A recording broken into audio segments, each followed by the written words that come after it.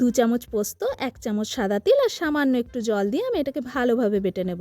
এরপর পেঁয়াজগুলোকে আমি এইভাবে লম্বা লম্বা করে কেটে নেব।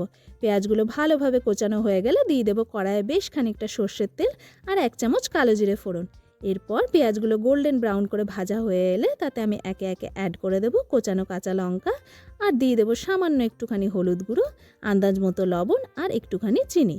পেঁয়াজ এখানে নরম হয়ে এলে তাতে আমি অ্যাড করে দেবো সাদা তিল আর পোস্ত বাটাটা। সব কিছুকে ভালো করে মিশিয়ে নামানোর ঠিক আগে দিয়ে দেবো বেশ খানিকটা ধনেপাতা কুচি আর দিয়ে দেবো দরাজ হাতে বেশ খানিকটা কাঁচা সর্ষের তেল। এরপর গ্যাসের ফ্লেমটা অফ করে 5 মিনিটের জন্য আমি স্ট্যান্ডিং টাইমে হতে দেবো। ঠিক 5 মিনিট পর ঢাকনা খুলে ভালো করে মিশিয়ে সার্ভ করুন গরম গরম পেঁয়াজ পোস্ত। আলু, টমেটো, লাউ অনেক কিছুর পোস্তই আপনারা খেয়েছেন। এরপর ট্রাই করে দেখুন ঘটিবাড়ি স্পেশাল এই পেঁয়াজ পোস্ত। ভাত, রুটি শুধু নয়, খিচুড়ির সাথেও জমে যাবে এই দুর্দান্ত স্বাদের পেঁয়াজ পোস্ত।